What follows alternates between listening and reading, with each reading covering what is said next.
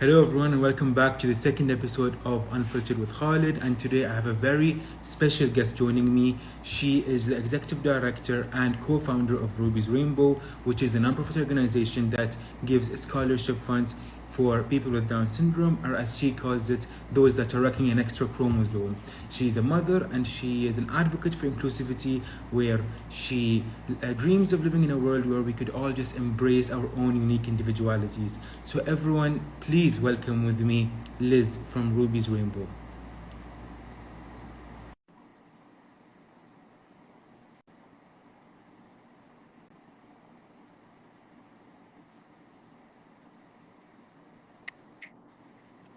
Hello.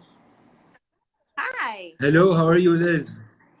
Finally, I'm great. How are you? Yes. I'm good.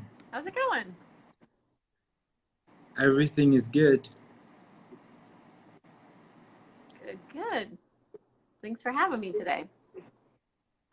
I think the audio comes after the image. So, could you? Oh, maybe if I go, let me go into. Yeah.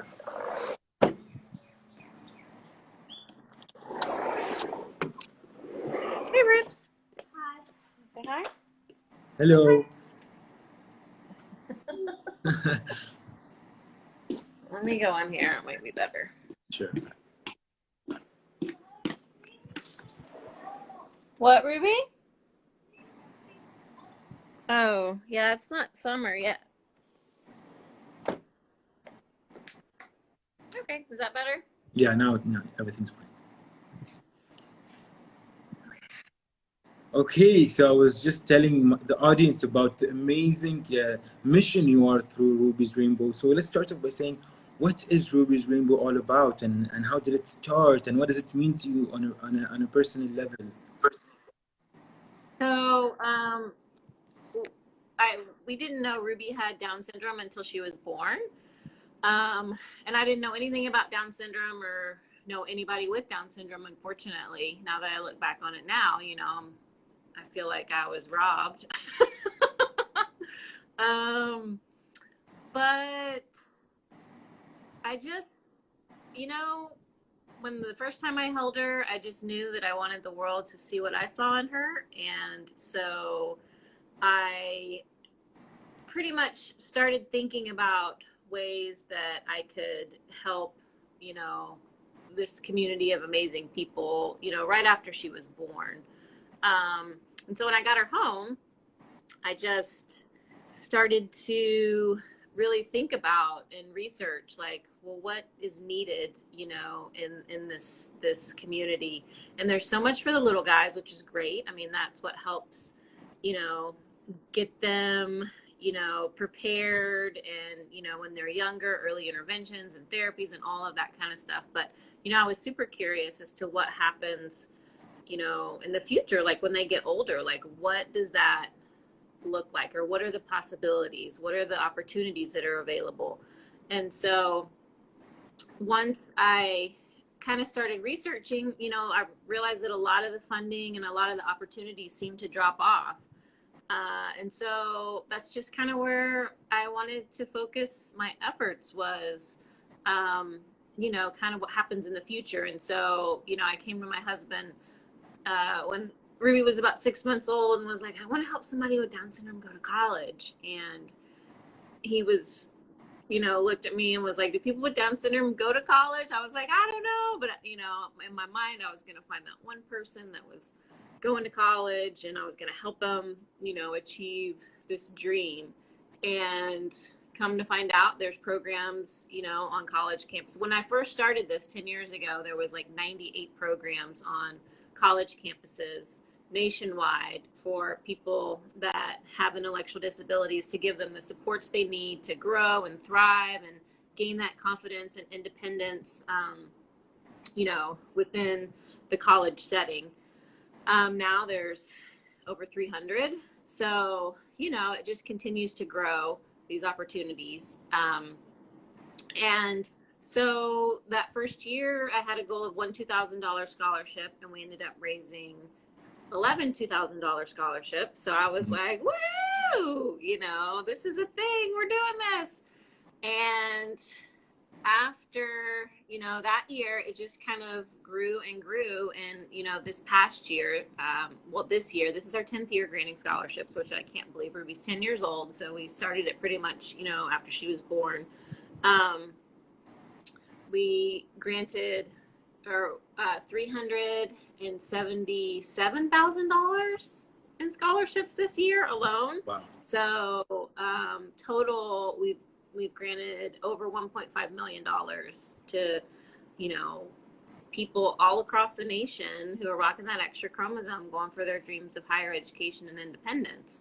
And for me, you know, I always joke that I kind of selfishly started this organization because what I needed when Ruby was born was that hope for the future, you know, like, okay, what is the possibilities? You know, just let me see them. And, you know, there really wasn't a lot of things out there for adult, you know, there's, you know, lots of people share their kids and, you know, but when they become adults, there just wasn't a lot of things out there. And so that's a huge reason why, you know, I love sharing as well, like our recipients and their journeys. We do a lot of videos and things like that. So just to, you know, kind of give people that hope and that, you know, inspiration for the future.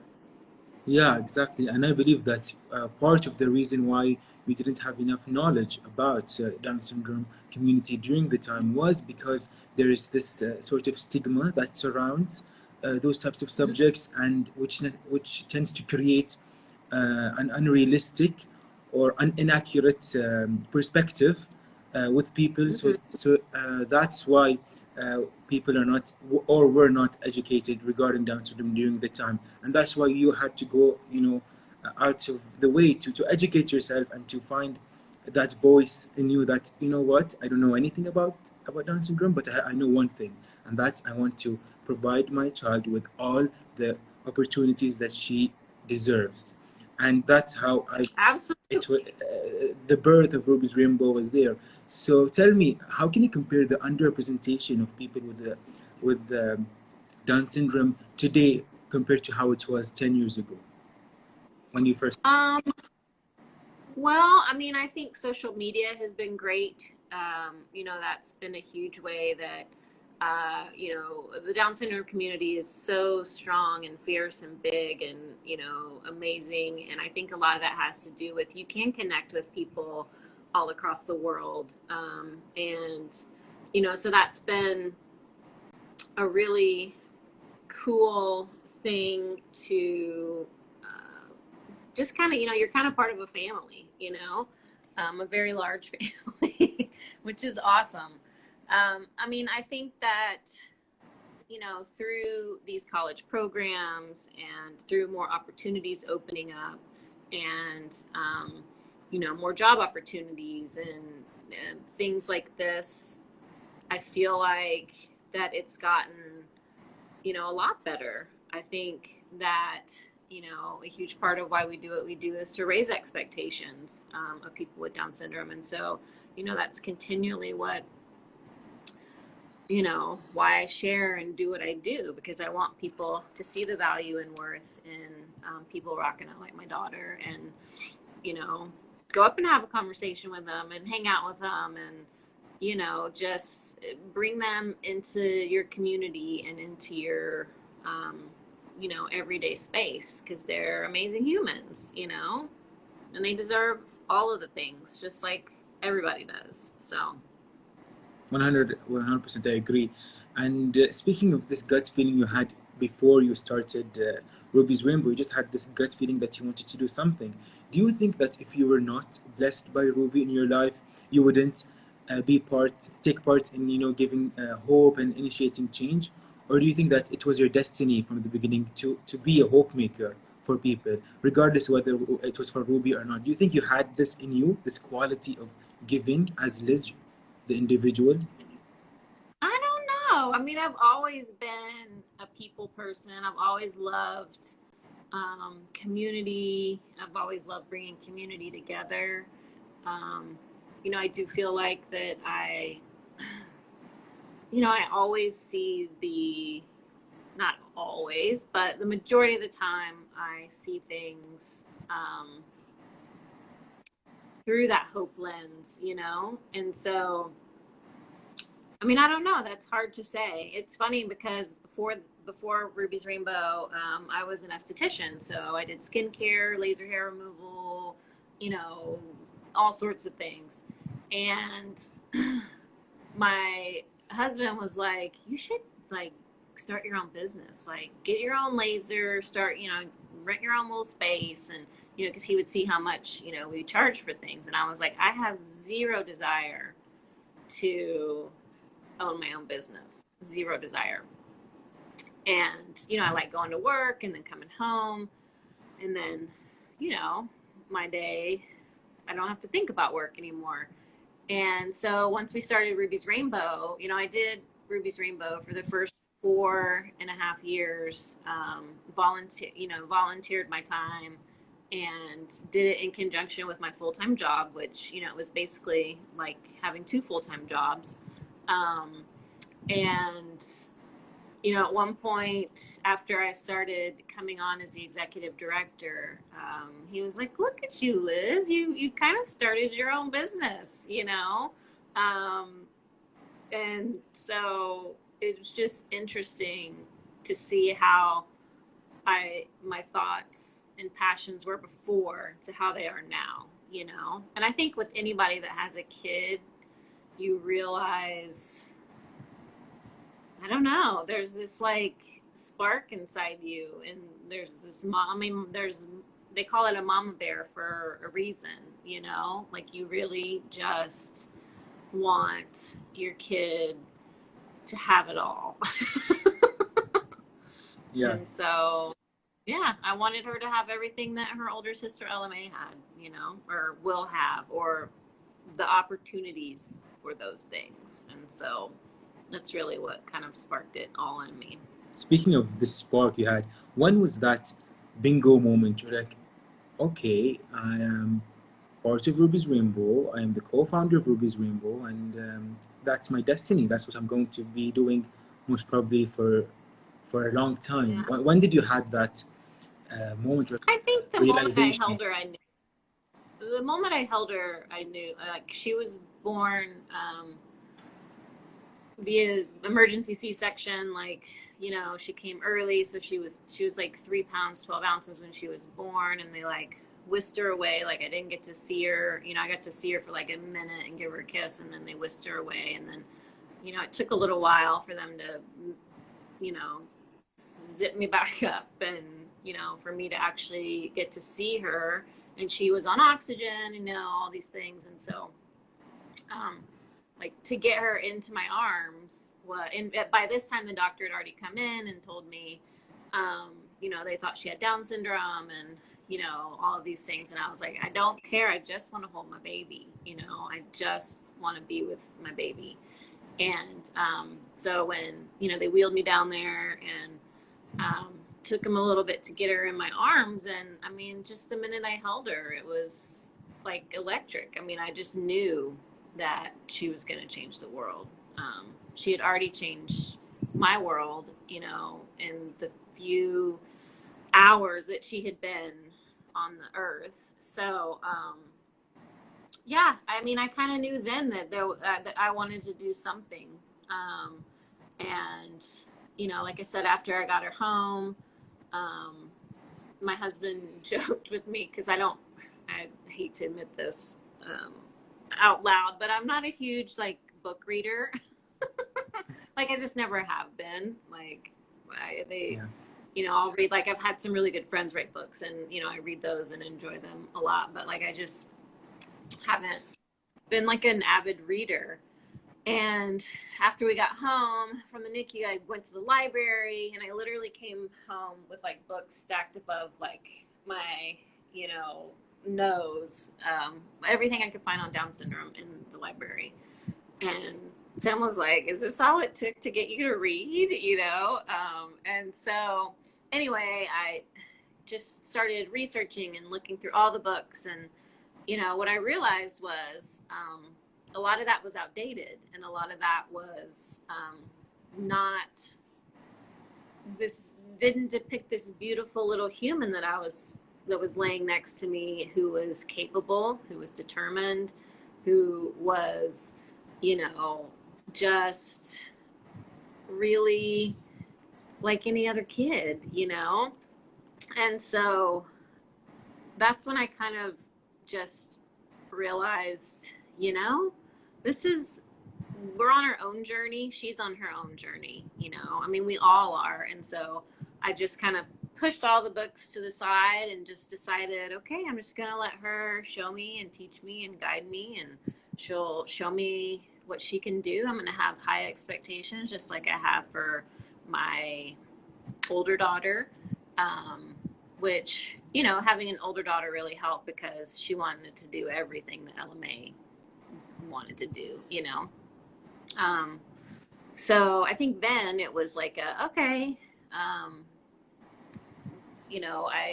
that's when I started focusing kind of on the future and what that might look like. And I think the aha moment was when I looked at my husband and said, I think I want to help somebody with Down syndrome go to college. And we were both just like, we don't know if it's happening, but we're gonna make it happen. So when I was reading about your mission, and the more I saw the types of accomplishments that Ruby's Rainbow did, and the type of impact it had on those amazing success stories of the recipients, I thought to myself, why the thought of providing college scholarships for people who rock an extra chromosome? How did you even come up with this initiative? It's such an innovative thing to start with. So why this approach specifically? I don't know. I didn't know anything about starting a nonprofit, like zero zilch. I'll have people, call me and, I have a friend, you should talk. They need some advice, and I'm like, I don't really have any advice. I think, we have this amazing community. First of all, I have a wonderful community here in Texas where I live. Like, just, that's where this all started from, was like my community here, my friends and my family. And they just like wrapped their arms around us and said, yes, let's do this, and so I think, after that first year of like, okay, we raised some money, I got to give out 11 scholarships, not just one. That gave me the confidence just to keep going, and I'm still not, I still am not an expert. I just follow my heart, and, I love so much of what we do. And I believe in it wholeheartedly. I believe these experiences are changing our recipients' lives. They're helping them to become more independent. It's allowing them to explore, their interests and find their own passions in life. And so, that just is what drives me harder and harder each year, to raise more money, to shout louder and show more people, and, the capabilities of people with Down syndrome. So, yeah, I think that choosing to inspire others through the field of education was a very crucial step to start with, and that's why I believe the longevity of Ruby's Rainbow starts from, is because you're giving a very gracious gift, and that's education. You're providing education for other individuals, and that's why I believe you have this spark in your non-profit organization. So speaking of education, what's your input about academia in general and its impact in the lives of those individuals? How do you think it sort of affect their lives in different ways? well, for me, honestly, the academics, of course, are important. And, I feel the same way for my daughter now, who's about to be in the 5th grade, Ruby. Of course, we work really hard to give her the opportunities to learn, as much as she can and be the best that she can be. And of course, this is experience for our recipients is doing the same thing. But, you know, it's not just about the academics. It's about them being out in the community, them having the opportunity to gain that independence by either living in a dorm or, you know, without their parents, or navigating the campus on their own. You know, all these things that you just can't do. You can't simulate those in your own home, right? And so they're learning to make their own mistakes and how to make the right decisions, and you know, all of these things that are giving them the confidence to really just chase their own dreams. You know, I mean, I think the independence piece is huge. Yes, of course, the academics, they're exploring, you know, different interests and things like that, like anybody does when they, you know, head out on their own or whatever. But, you know, it's a great combination of academics and gaining that confidence and independence to go out into the world and, you know, be the best version of themselves that they can be, you know? And like with Ruby, you know, we try extremely hard to give her, like I said, all the supports and all of the things, but I'm not trying to change her, you know? I'm not trying to, I mean, she's fully included in her class. She gets pulled out, you know, for math, and, you know, she does math resource and writing resource. But I'm not trying to make her be on level with her peers, right? She brings, so like when it comes to academics, I mean she's on level with her peers and all other things. But you know, I'm not trying to change her. I want her to have the opportunity to grow and flourish and be the best little version of herself that she can be. But I'm not trying to, you know, change her and, you know, make her, you know, learn algebra in the 4th grade. You know what I mean? So when I know that that's not, you know, in the cards for her at this point. So, you know, I think it's a good combination of high expectations, like have very high expectations, but also be realistic to who they are as a person.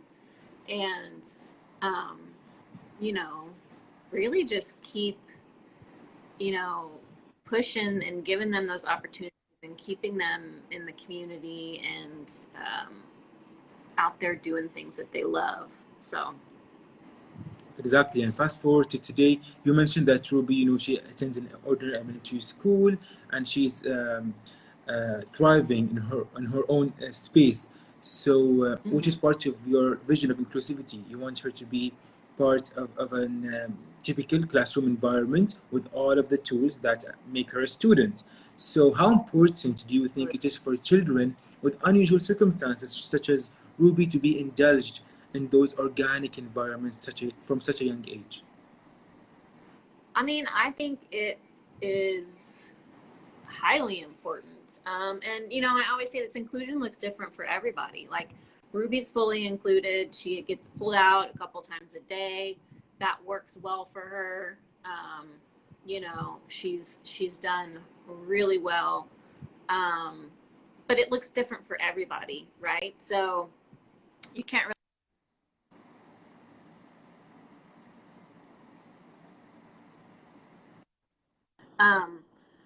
you can't say that that, you know, level of inclusion is perfect for another kid's level of inclusion. You know, I mean, it really is, you know, per students and individuals' needs. You know, that's why they call it an IEP, an individualized, you know, plan. So, but yeah, I mean, I think being out in the community and just being, you know, around people of all abilities, you know, is going to be good for every single person, not just for the person being included, but for the entire classroom or community or whatever. So, I mean, I think it's a very important thing. Yeah, and on this note, what's your input about special education classes or schools with this type of nature?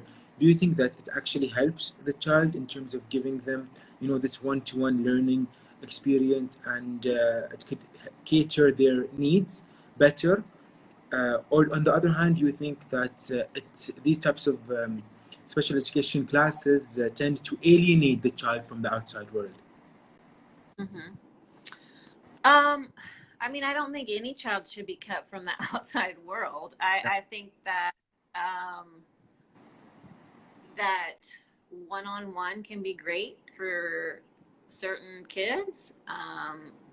Do they still need to be included in as many things as possible? Absolutely, because that's how they're gonna learn. That's how people are gonna learn from them. But like I said, it's just such an individualized thing that I think there are some situations where, special ed classrooms are, helping students grow to the best of their abilities. Do I think that they should also be included in other things within the school? Absolutely. I mean, it's hard to blanket statement anything, right? Like with any kid, it's kind of like college. Like, not college isn't right for every kid. Even every kid with Down syndrome or every kid that doesn't have Down syndrome. I mean, I didn't even go to college. I went to community college for a couple of years and then was like, okay, I'm gonna go travel, and and then I became an esthetician. And so, I mean, I joke that I work so hard to help everybody else's kids go to college, and I myself didn't go. So it's definitely but for me, like, having that expectation of college, especially for both my daughters, whether they go or not, if I have that expectation for them and the people surrounding them have that expectation for them, then that's already, we're already headed in the right direction. You know what I mean? Regardless of if they want to go or not. Like, just saying to everyone, you need to believe in my kid, because they're going to go do great things. So, yeah, I forgot what I was talking about there, but I strayed from your question. Yeah. Yeah, so we're talking about giving the child, the option. I believe that options are very crucial in anyone's life, whether you want to attend college or whether you see yourself doing something else other than attending college. Well, that's absolutely fine. So we all have our own journeys in life and our own goals that we want to fulfill, and I believe that Absolutely. it's for everyone. It's your own journeys and your own story. You're writing your own story, so you need to write it in the way that you desire. So as a Absolutely. mother, as a mother, did you have this overprotectiveness, where that this motherly instinct that you're hesitant? Ruby's going to elementary school and she's going to be introduced to different types of people, a new setting, a new environment. Or do you think that, well, you want her to have the space to dive and learn about herself and live? I've always thrown her in the mix, Yeah. and she's always been, we don't, treat her any different than we treated LMA. Like, she has to behave. She has to, I remember when we went into Ruby's first IEP going into kindergarten, and they were like, well, do you have any questions or concerns? And Tim was like, look, this is her daddy. I know she's cute. Don't let her get away with anything. Like, she needs to be treated, you know what I mean? Like, Yeah. she needs to, that's a good part about inclusion, is they're in this classroom filled with students that are, sitting down, getting out their pen and paper, and, they're doing all these things that, sitting still, listening, reading books, things like that, where they're immersed in almost like this culture of the classroom, where they're just kind of learning the ways of life. So, yeah, I mean, we've always just, I mean, we kind of, in the beginning, let her guide us, with the things that she could do. But very quickly, we just realized she was just like any other kid. So yeah, we just throw her in the mix everywhere we go. which is Get on out there. exactly, which is an amazing thing to start with, because every kid have a certain set of expectations that they have to fulfill, to be disciplined, to be on task, etc. Every parent has expectations for their own children. But this, in terms of this inclusive classroom, there are some, it can result in some parents having a concern that an inclusive classroom can, in one way or another, affect the quality of education being delivered in the classroom. So, do you find this selfish or inaccurate, to say the least? Especially because, unfortunately, it is an ever-growing concern for parents nowadays. And why do you think? Why do you think that this is even a red flag for a parent, coming from a parent yourself? Why do some parents have this mentality of fear that they don't want their child to be in an inclusive classroom because maybe the level of education is going to be interrupted? So why is this even a red flag for parents? I mean, that it's highly inaccurate that the level of education is compromised, because you can't teach compassion. You can't teach, you really can't teach inclusion. Like, you just gotta live it, And so, as a parent of both a kid that doesn't have a disability and a kid that does, like, it's a huge learning experience for LMA. I always request her to be in the inclusion classroom. She's beautiful at it. She's been doing, been in these classrooms forever, and she's got great, she knows when people need help. She knows how to help them in a way that is compassionate and loving. These things you just can't teach, but yet she's also learning about differences, and she's learning, that we're not all the same, and that, some people are loud and they rock in their chairs during classroom, or what I mean, some people have behavior issues, and that's okay, and that brings conversations at home, and we talk about those things all the time. So what I would tell a parent that might have concerns about it is that the things that they're learning in these classrooms is like the greatest life skill they'll ever learn, and you just can't teach it. You got to live it. And so, if you want your kid to grow up to be, compassionate, loving, well-rounded, inclusive, and see the beauty in all things, then yeah, you want that.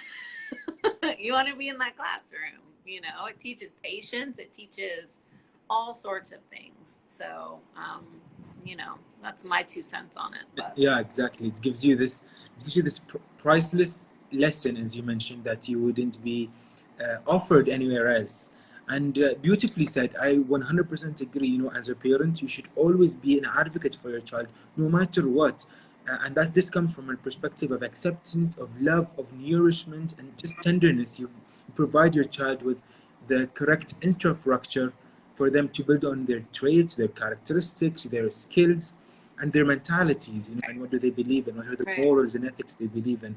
And I believe if the parent sort of plants these seeds within the home from such a young age, it will definitely be mirrored not only in the child's personal life, but also in their experience in the classroom. You know what? As a parent, I should tell you that we live in a very diverse world, which is beautiful, and that's okay.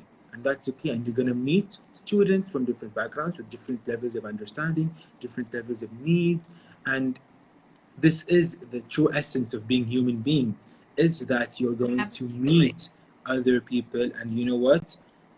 Welcome Right. it. Welcome it.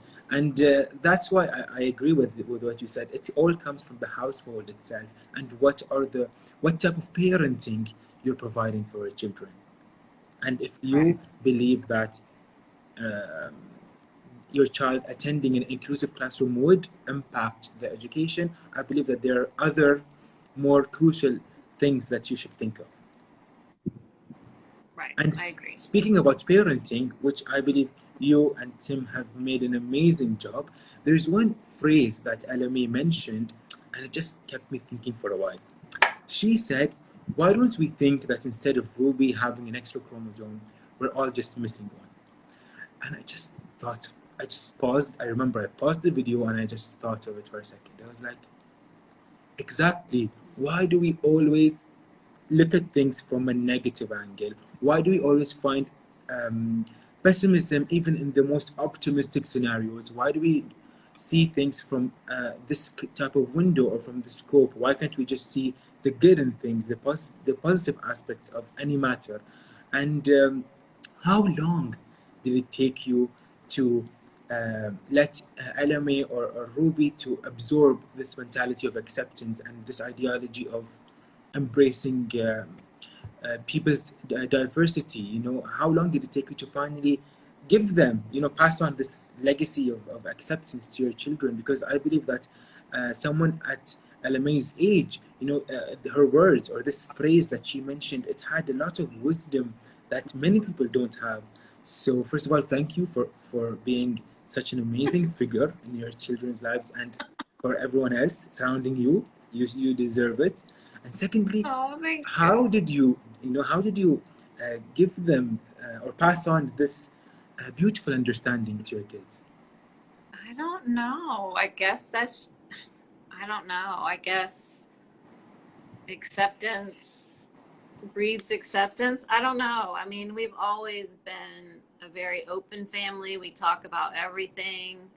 Um, I mean, we've always talked about Down syndrome, and Ruby knows she has Down syndrome, and she's proud of that. And we talk about her magical little extra chromosome, and I think it's just being open and honest, and like, even if I make mistakes, I apologize. I'm like, wow, mommy, that she didn't handle that well. You know what I mean? Like, we're just very open about everything, and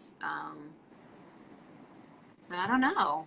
I guess I don't know. I mean, Self-reflection. all I ever wanted from both my kids, I don't care, if they go to college. I don't care if they, fail a class. I mean, of course, I hope that they don't. But my main goal in life is to raise kind and compassionate human beings. So anything else I can deal with. I just kindness and compassion for me are like, top tier must do's. So I don't know. We've always kind of been that way. Me and my husband both. We're just always try and be as loving as we can. I mean, of course, parenting has its own, ups and downs. It's not always perfect, but we do our best. I believe that you do. And this brings us to a very crucial point, and that's the why not mentality. Why can't my child do this and that? Why can't my child gain independence? Why can't my child attend college and pursue their higher education? Why can't my child explore their interests and their passions in life? Why can't my child be the best possible version of themselves? And do you think that this type of mentality, the why not mentality, is the true, is what we need today in our communities in order for us to finally fathom uh, acceptance and diversity? Do you think that if everyone had this why not mentality with them, we wouldn't even have issues of acceptance to start with? Well, what are you saying? Like, why not? I don't think I understand the question.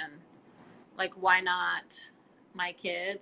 Yeah, so the why not mentality. Why can't my child do this and that? Who is responsible of mentioning or labeling that this is a burden, this is an obstacle, this is too hard to achieve. I believe that as a society we are very fast to judge others' abilities without thinking Oh, for the why not. sure. Why can't you do that? Who are you, or who is responsible of determining my ability? If you do you think that if everyone was had this why not mentality, this open-mindedness, that we wouldn't even have an issue of acceptance? Well, I mean, I think we all just need to take ownership of our own,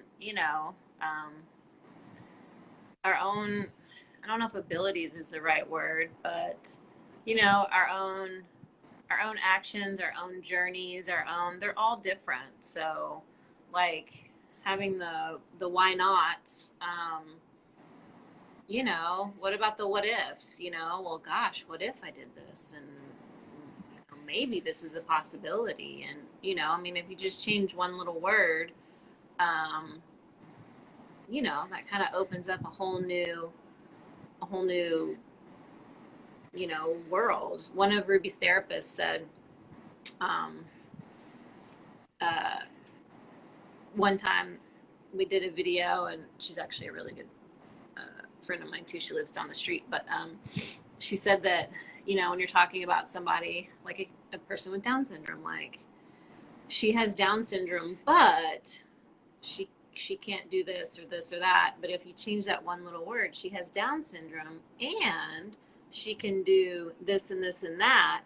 It's a completely different sentence, and it's a completely different take the other person is getting. And so, I think words are important, and I think just changing one or two words in that outlook that you have makes a huge difference. I mean, we're always around this household, we try to stay as positive as possible uh, when we can. I mean, it's not always, like I said, unicorns and rainbows, but most of the time we try to make it so. Yeah. And tell me, Liz, what awaits Ruby hereafter? What's the next big step in Ruby's rainbow? Something that you're looking forward to? Oh my goodness. Well, right now we're having our big virtual live bowling tournament coming up, not this Sunday, but next Sunday, which is going to be awesome. It's going to have live music, and we've got special guest Luke Bryan is going to come on and surprise one of our recipients. We got DJ dance parties. Like, it's a 2-hour, so much fun. We got recipient interviews. We got one interview from each year. So we've got 10 like 1 to 2 minute interviews with recipients. They're awesome. But in terms of like next level, I don't know. Like I said, I'm on this journey just like anybody else, and my dream is to keep raising scholarship amounts. I mean, now our scholarships are between $1,000 and $10,000. They used to just be, 2 to 3. So, my goal is to just keep on keeping on and doing the best we can, shouting as loud as we can, and showing the world that people rocking it like my Ruby Dubes are worthy, amazing, capable humans that deserve it all. Yeah, and I agree with you, or the way in which you perceive Ruby's rainbow is that you're taking it step by step, and then you're waiting for it to naturally unravel as you go ahead. And Ruby is now aware of Ruby's rainbow, and Oh, absolutely. and she gets to meet the other scholarship recipients. Please tell me, what is it like? It's awesome. She takes such pride in what we do. It's so cool, especially like when we're reviewing applications. Like, she sits on my lap and watches the videos, and she's always like, "Is that my recipient?" Like, if I'm like, doing a post on the computer or something, like, she's very aware of what we're doing, and she loves being able to be a part of it. She loves giving the scholarships. Like, back before COVID, we would be at like Down syndrome convention and stuff, and she would run through the halls with big checks to go and like, you know, grant them or surprise recipients in person. Um, so yeah, she's very excited and aware. And of course, my dream is for her one day to take over the Ruby's Rainbow Empire. But you know, Yeah, she I might felt have that. other hopes and dreams, you know. So we'll see. Yeah, yeah, definitely. I can just assume that they have this special bond that she has with her fellow Rockin recipients. It's like an ethereal bond of purity and white-heartedness and a connection that's so euphoric in one way or another, in one sense. So For sure. you have witnessed this, like you see this, and so tell me, how do you feel when you see that special bond she has, Oh my God. that bridge of It's emotions? magical. It's magical. It makes me feel very proud of her and also proud of what we've done. And, you know, I mean, recipients are my jam. Like, I just love, you know, spending time with them, hearing their stories, sharing their stories, and accomplishments. And so to see them together and to see that connection and also to, you know, get a glimpse into the future of the possibilities for my own daughter. I mean, that means everything in the world to me. So it's pretty magical. Let's check this again. You started Ruby's Rainbow in 2011, and up to this date, you have managed to fulfill more than 16 awareness campaigns, 480 scholarships awarded, and up to $1.5 million worth of scholarships. Wow. So, starting from that mother who simply wanted to give her child opportunities and be this caregiver, this source of hope in her child's life, to being the executive director and co-founder of a nonprofit organization and an absolute hope maker. Let's not forget that.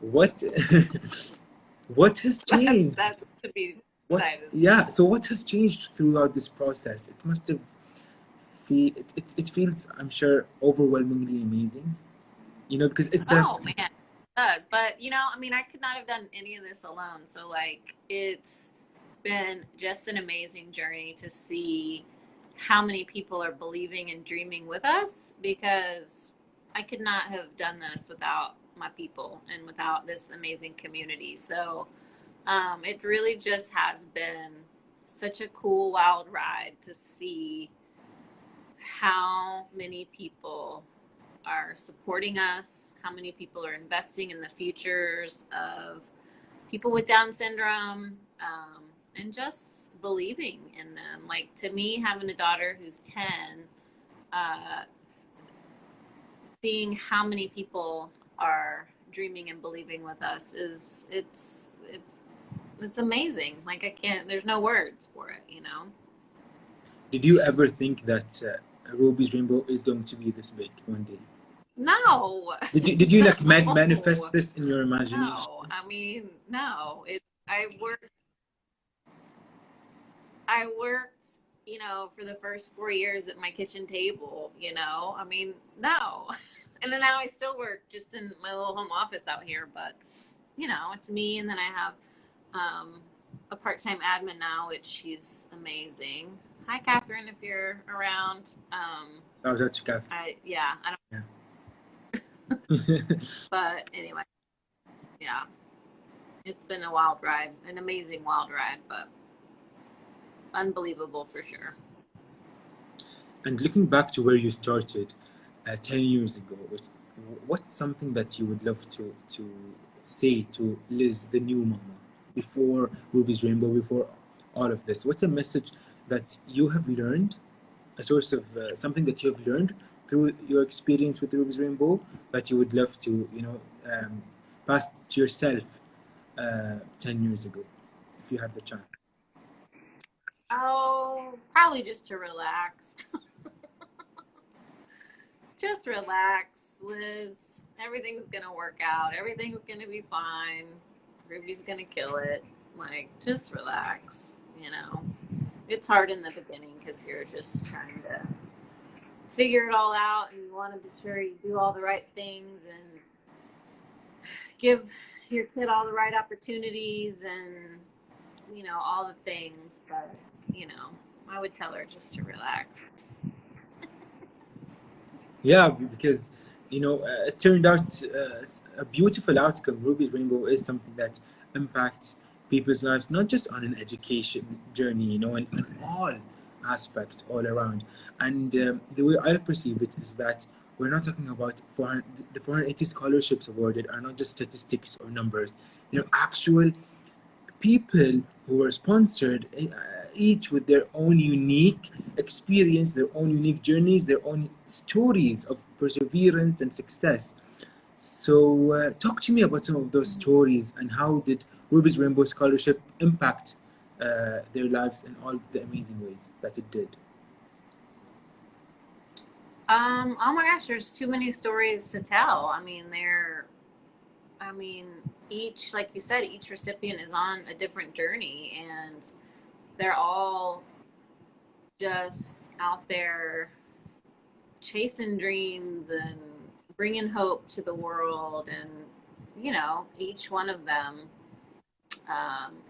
has a special place in my heart and makes me get more excited for my own daughter's future. And I think that's a huge part of why people love what we do, is because it does bring them hope, you know, not only for their own kid, but, you know, just for the world in general. It's just cool to see people that you might not think could succeed at something are out there succeeding big time, you know. Makes your heart smile.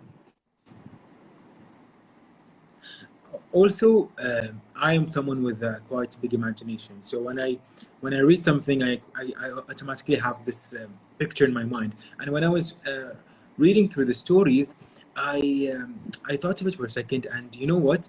It's the impact that you are creating through Ruby's Rainbow is something that's going to live way past ahead. Because imagine this: you are literally the fairy godmother in each of their stories, each of their little fairy tale. You're a character in their narrative that grants them their I wishes. don't know about fairy godmother, but Yeah, I sure do love you. exactly. And that's how I see it. So the fact that you have the seed that you planted through Ruby's Rainbow, which will just continue to prosper and bloom throughout the years. And maybe one day, you know, they're going to pass on those stories to their children, because your name is going to be forever attached to their own unique stories, which is, I believe, something that's so priceless. That's pretty special. I do love what we do, so it makes me happy. Yeah, and also, you know, other than the fact that you're helping others and giving hope to people, it also, I believe, it helps Ruby in one way or another to sort of explore her career interest from such a young age, to start thinking of what are the paths that she's interested in, because, you know, she meets those recipients on a regular basis and very often. So it gives her the correct base for her to build her professional Yeah, career later on, you know, to explore her interests for sure. and what she might want to do in her life later on. Right now, she wants to be a doctor, so we'll see. and this definitely feels And my older daughter wants to be a vet, and so we keep telling Ruby she can be like Ella's, you know, assistant, but Ruby really wants to be like a human doctor. So we'll see. In our world, in our perfect dream world, Ella May has, you know, her vet clinic, and Ruby's, you know, it's like a family business. yeah, it is. It runs in the family. We'll see though. Right now they kind of get on each other's nerves. So Ella May is like, heck no, I don't want her in my vet clinic. So we'll see how that goes.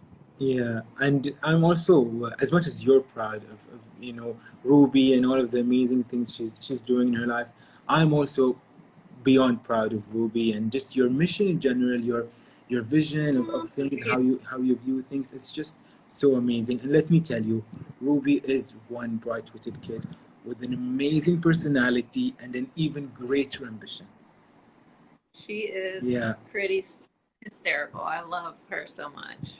So. And you're the cornerstone of Ruby's Rainbow. You know, your heart, your mission, uh, and everything you do, the way you deal with things inspires me on a very deep level, and I'm sure everyone else. So I'm just so beyond proud of having this fruitful conversation with you, and thank you for being a hope maker in my show.